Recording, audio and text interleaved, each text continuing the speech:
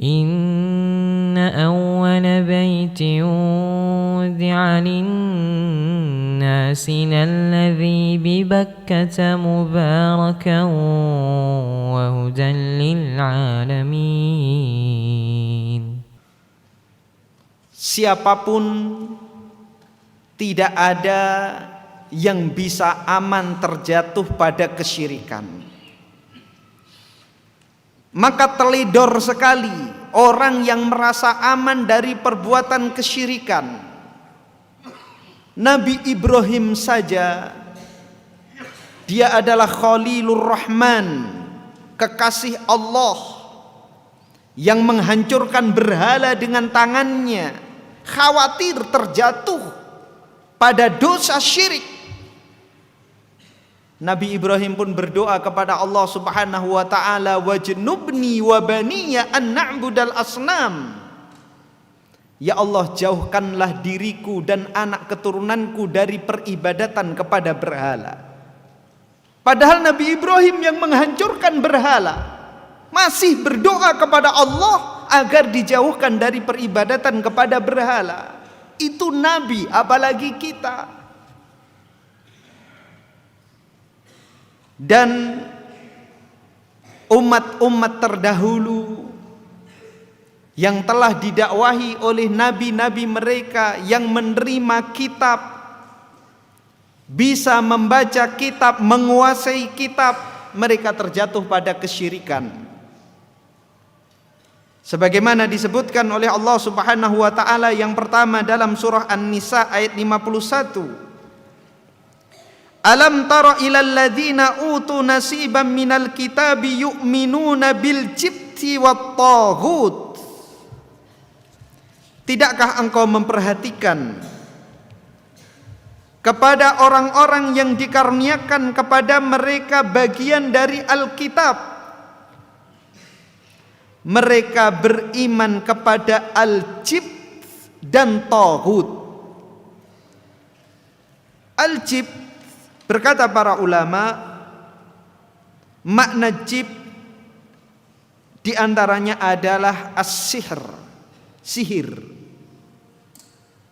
Dan sihirnya yang dilakukan oleh Bani Israel diantaranya disebutkan oleh Allah Subhanahu wa taala di dalam surah Al-Baqarah ketika mereka mempelajari sihir kepada Harut dan Marut. Dan nanti di dalam kitab ini pada bab yang akan datang akan dibahas secara khusus tentang sihir. Makna jib yang lain adalah as-sonam, patung.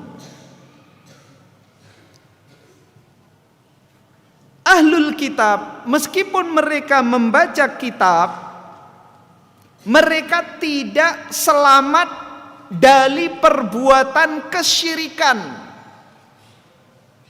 Di antaranya adalah melakukan sihir. Padahal mereka membaca kitab. Apakah sihir diajarkan di dalam Taurat dan Injil? Tidak. Bahkan Taurat dan Injil melarang perbuatan sihir. Namun umat yang memegang dua kitab tersebut justru melakukan sihir. Dan nyata di antara umat ini ada yang melakukan sihir.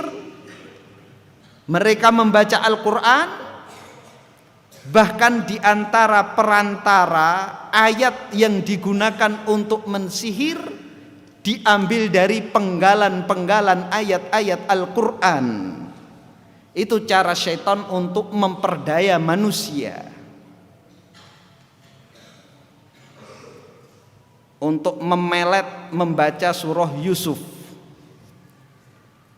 Tujuannya agar orang yang dia taksir klepek-klepek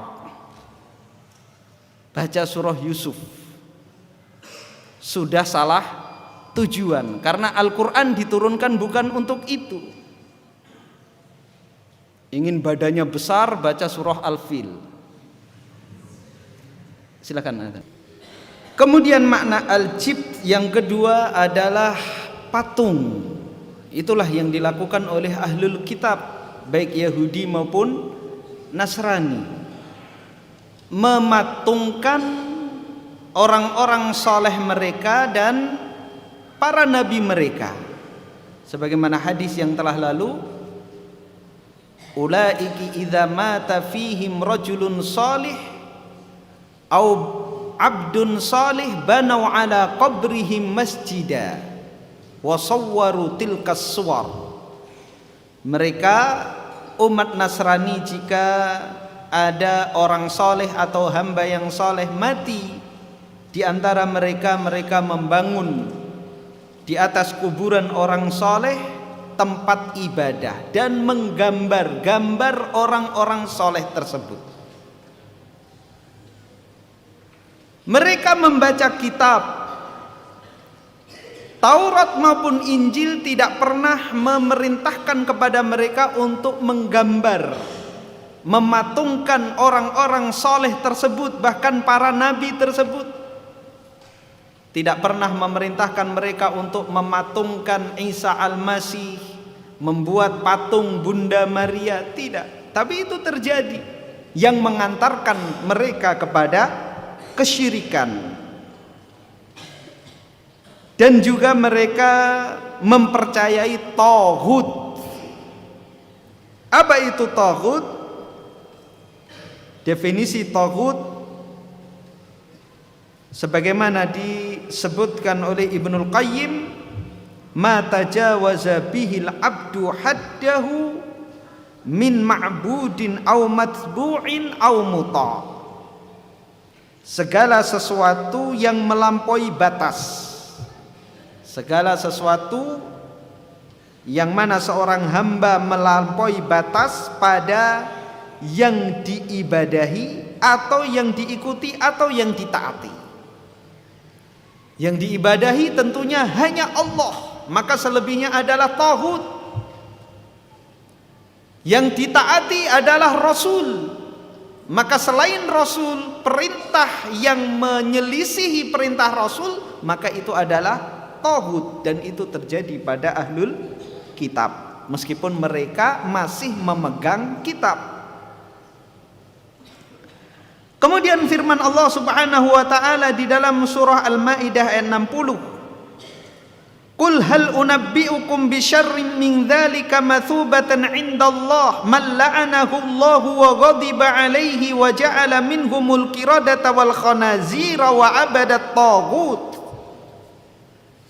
Katakanlah, maukah aku kabarkan kepada kalian dengan yang lebih buruk dari itu balasannya di sisi Allah, yaitu orang yang dilaknat oleh Allah dan dimurkai oleh Allah Subhanahu wa taala, serta Allah jadikan di antara mereka kera dan babi, dan mereka menyembah taghut.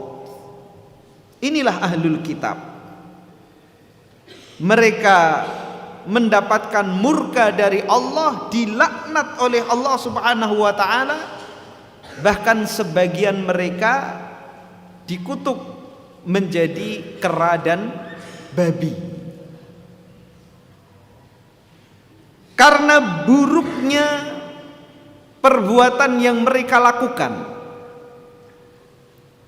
Oleh karena itu, pelajaran penting dari kedua ayat ini, bahwa ilmu belum tentu menjamin pemiliknya selamat. Jika pemilik ilmu tersebut amal perbuatannya menyelisihi ilmu yang dia pahami, menyelisihi ilmu yang dia miliki. Ahlul kitab memegang Taurat dan Injil, namun amal perbuatan mereka menyelisihi Taurat dan Injil. Maka apabila ada umat ini